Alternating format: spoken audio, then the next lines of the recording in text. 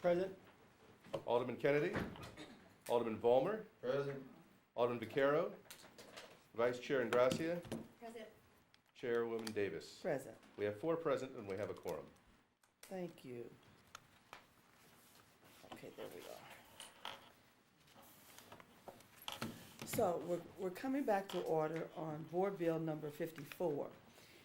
We wanted to have an opportunity to examine the documents that have been presented to us by Alderwoman Green, and also to determine whether or not there were some rule changes that we could make that would answer the concerns.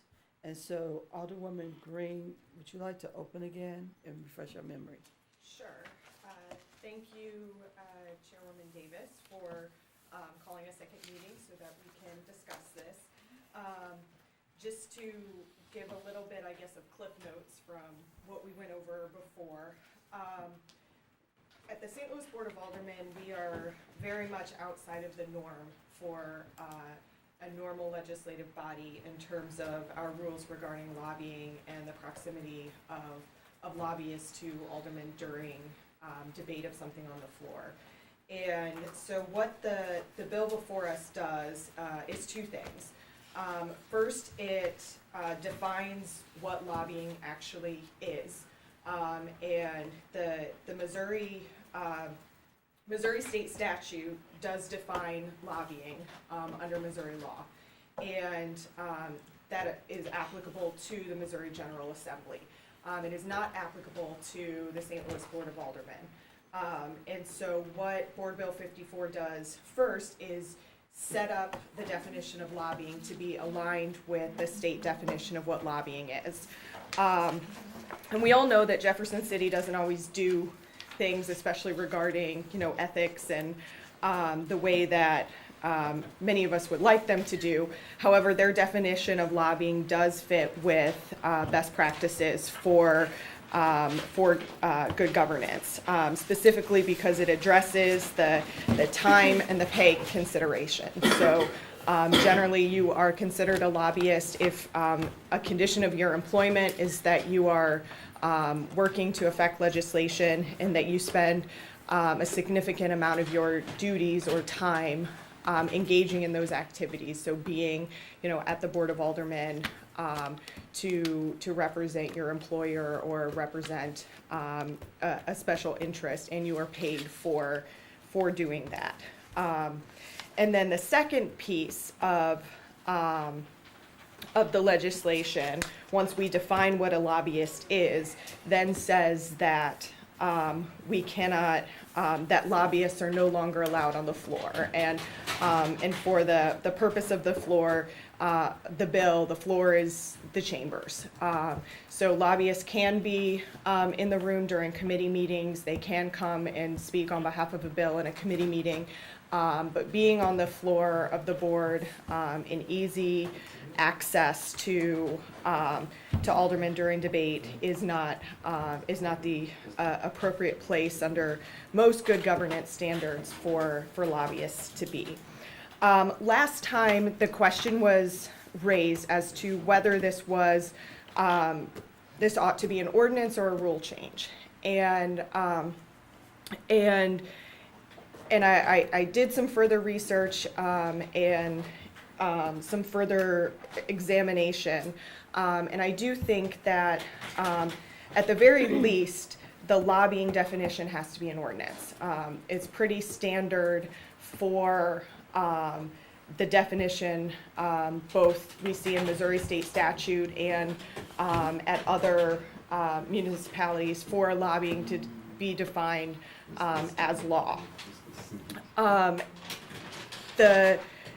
Having lobbyists on the floor, I think, can be up for debate whether that's better as a rule change or whether that's better as an ordinance.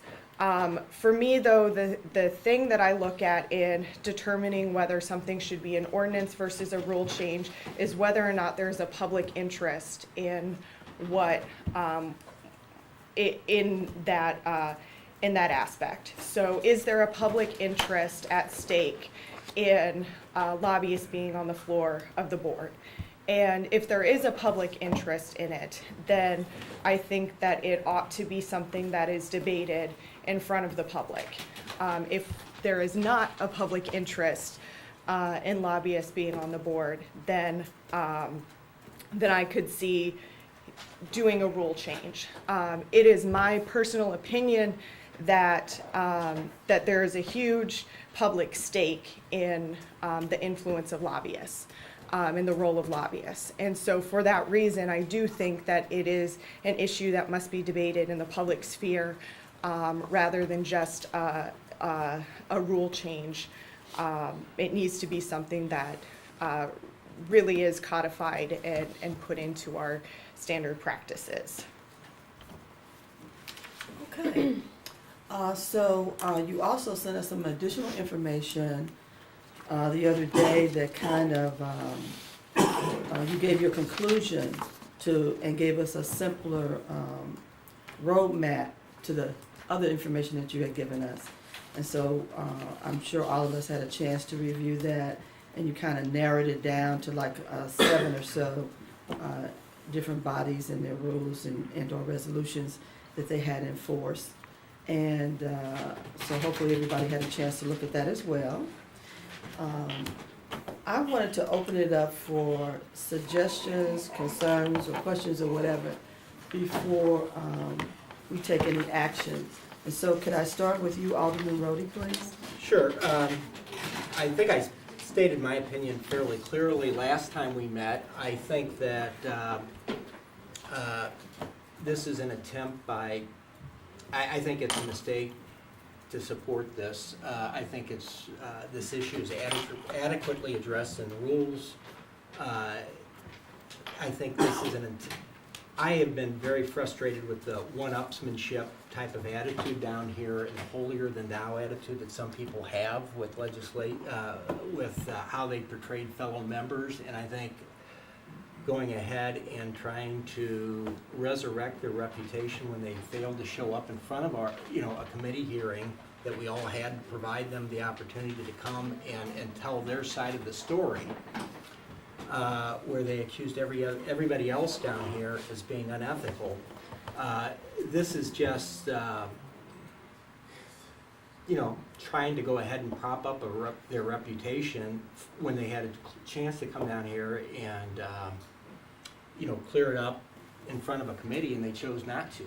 So this is like my second trip down here on what I think is a complete waste of time for someone who had a chance to clear up their reputation and chose not to, and now is using this as some way of portraying themselves as being pro-ethics, when the cornerstone of ethics is being personal integrity. And clearly, at least in my mind, I think many of the other members of the board, their comments regarding last year's football stadium and some of the activities thereof were clearly inappropriate and were not honest, forthright. This can easily be addressed in a rule change. If they don't like the way the rules are now, assuming the sponsor's here next spring, we can go ahead and change them when we reorganize next April.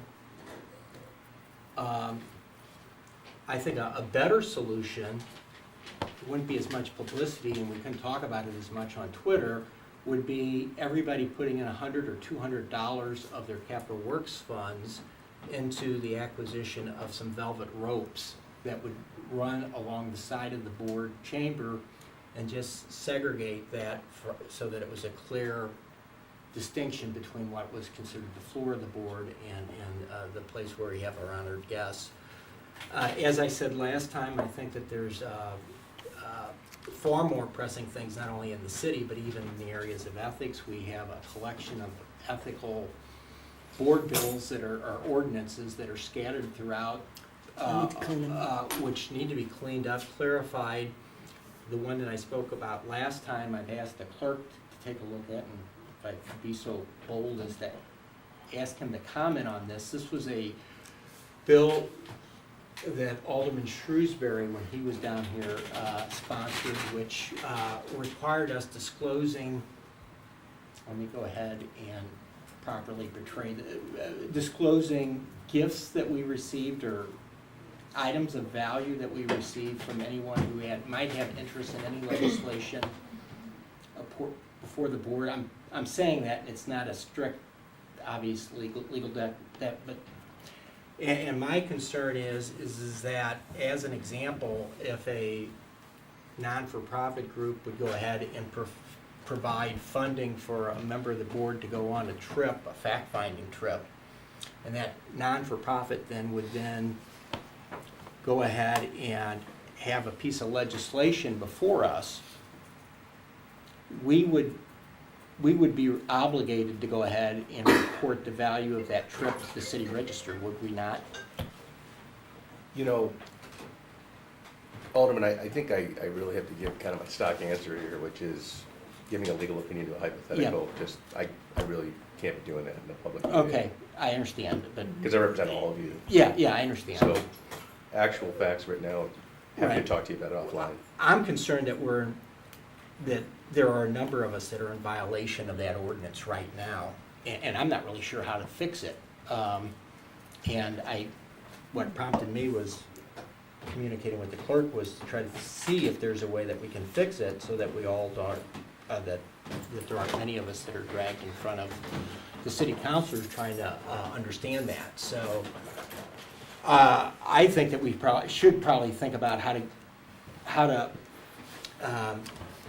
conform with their existing ethics legislation. I voted against a piece of legislation a couple years ago that the alderman from the 24th had sponsored that was an adjustment to the ethics bill that we had down here regarding ownership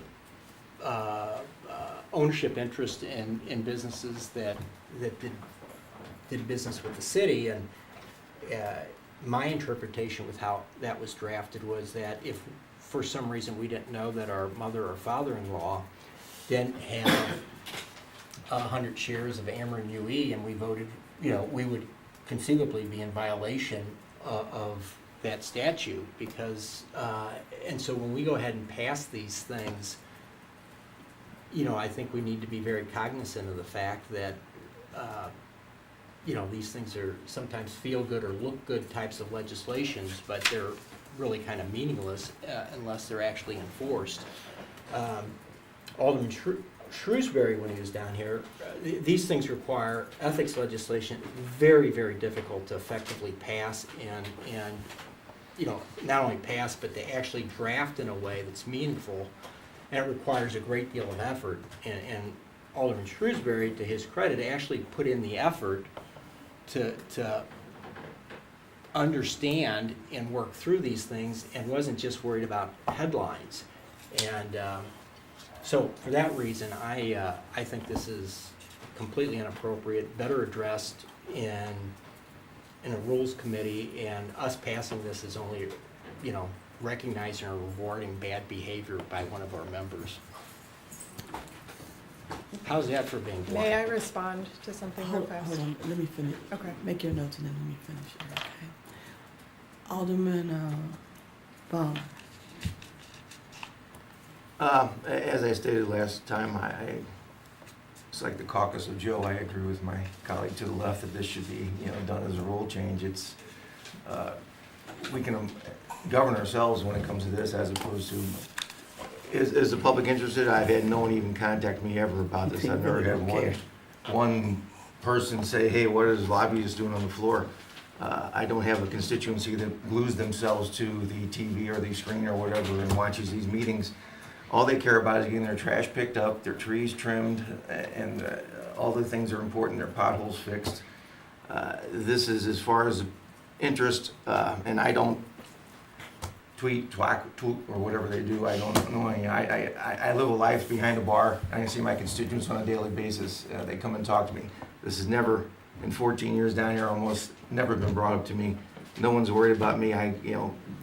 Patting myself. I've never been approached by a lobbyist on the floor. So to me, this is sitting here after having waiting about 35 minutes for a meeting is a Sorry. bigger waste of time to be in this meeting when we should be taking care of our governing ourselves. If we want to affect the rules change, that's why there's a rules committee. This is a rule. An ordinance is something that affects the entire city of St. Louis. These lobbyists aren't affecting me in any way. Personally, I wouldn't mind if they would ban me from the floor. I wouldn't mind staying home and doing it, you know, that'd be great. But if I was those guys, I wouldn't want to sit in there with no air conditioning either. They might be happy if we banned them from the floor. No, to me, as I stated last meeting, this should be a rule change. Thank you. Alderwoman Ingrassia. I don't have any questions, just a couple comments. I guess I have the opposite experience of the alderman from the 14th, in that my constituents do think it's an issue, and I think I became aware of it when people started coming down to hear us argue on the NFL stadium issue. And subsequent to that, I have been talked to by constituents who thought it looked bad. And I think also during the Civilian Oversight Board bill, that was an issue that was brought up to me as well. I find it troubling being new down here, sort of the us versus them mentality and some of the disrespect and unprofessionalism that comes from some of our colleagues who have been here for a while. And that's all I have to say. Okay, I want to just make a couple of comments and then I'm coming back to you. I can't give any excuses for any individual and how they feel about any particular issue and or person.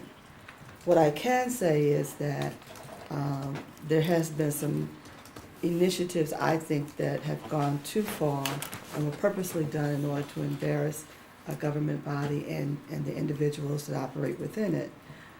Looking at Board Bill number 54, well, a couple of things that I noticed here is that the people that sit on the floor out here, Ameren, the union business managers, the Clee Gas, AT&T, and a couple of others, maybe once every 2 or 3 years they might have a bill before us. Usually not. I can't even remember the last time the Clee Gas had anything before us. But it's a part of who they are and how they do business. If they want to have someone here in case we needed to ask them a question, for them to have an absolute understanding of what the atmosphere is here, what is being talked about, how we're referring to different things. And so they send a representative. Even in this room, there's a ton of them sitting in here from all sorts of representation. But they don't bother us normally. And if on occasion someone loses their mind and approaches one of us, that's why we have security. That's why we have our staff that's on the floor to get their attention and put them out. And if they do it more than once, they're not allowed back in here. And that has happened on occasions according to our rules. We have rules, and we have used those rules over the years. And then even when I go back to page 2, line 13, it talks about a lobbyist shall include an attorney at law engaged in activities on behalf of any person.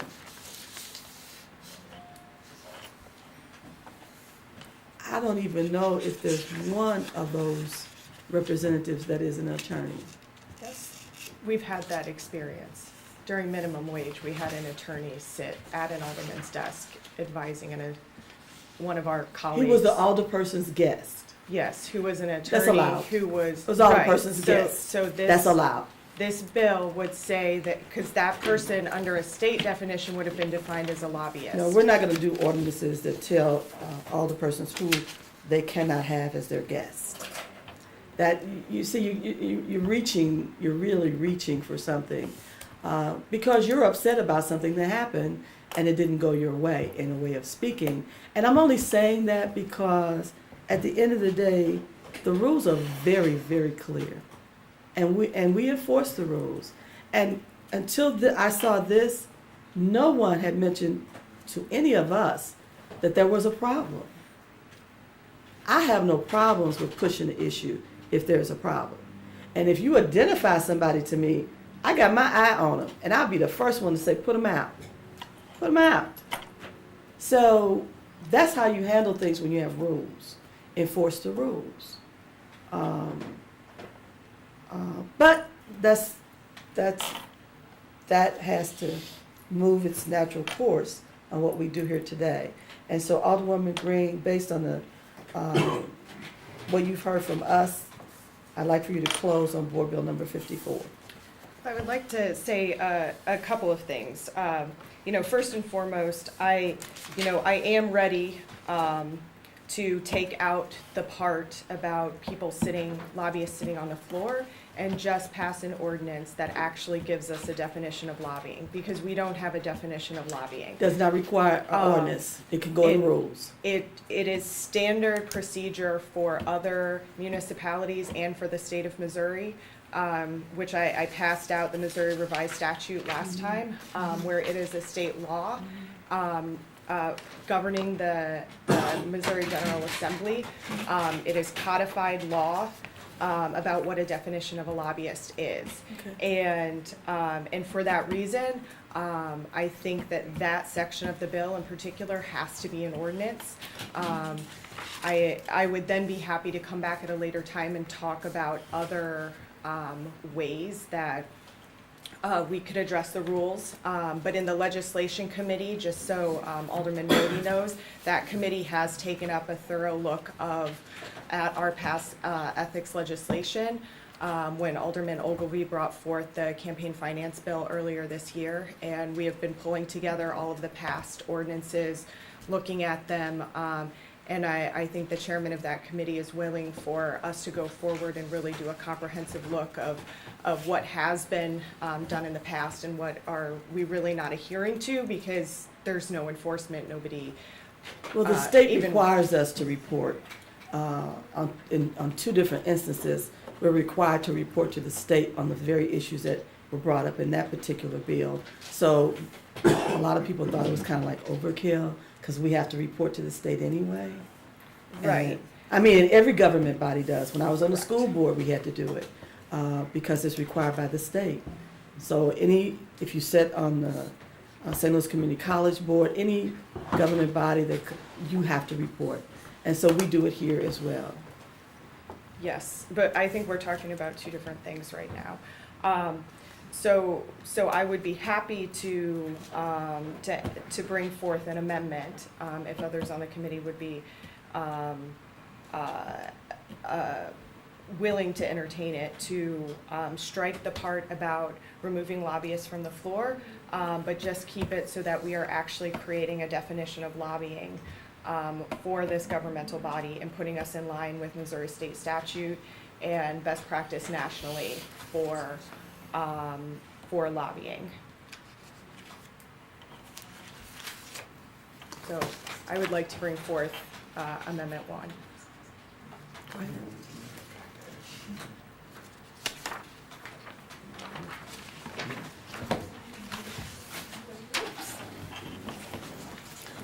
Thank you. Thank you.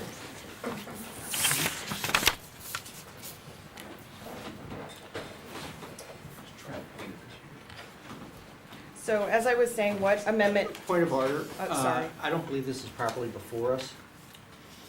Correct. Technically, it's not, but Wouldn't you need somebody to? I would need someone to motion make a and second? motion, and I would need a second. I move that we adopt Amendment 1.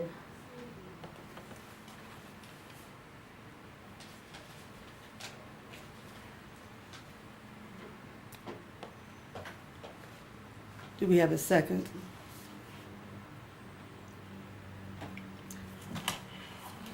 Hearing no second, we're not able to bring forth amendment number 1. Okay, that is fine.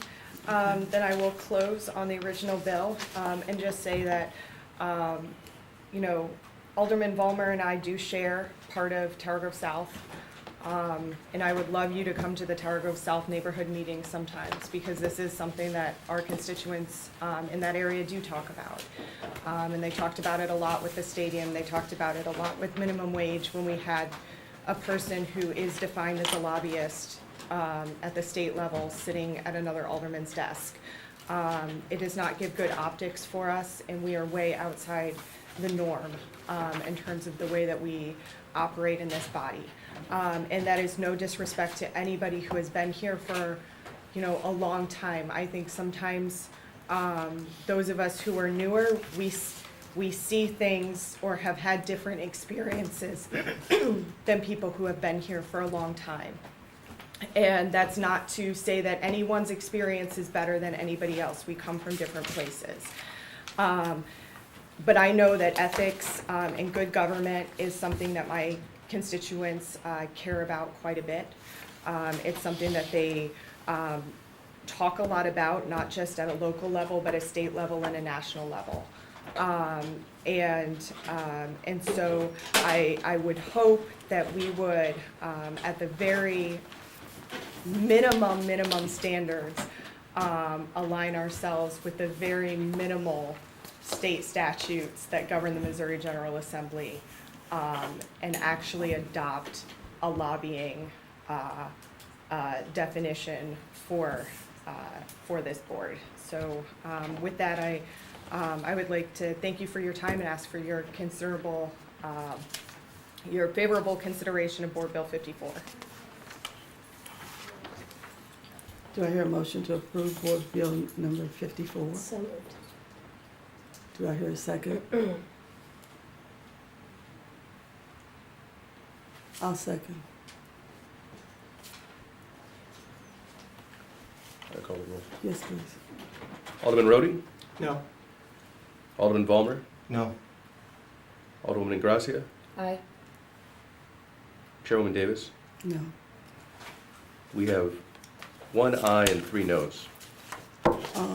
The Board Bill number 54 was not passed, but I also want to close this meeting with the understanding that one of the things that has been talked about and the president of the board has asked to have happen is that we actually take time in this committee to go through all of our rules. Some of them are somewhat antiquated for sure. And we need to see how our operations are going forth.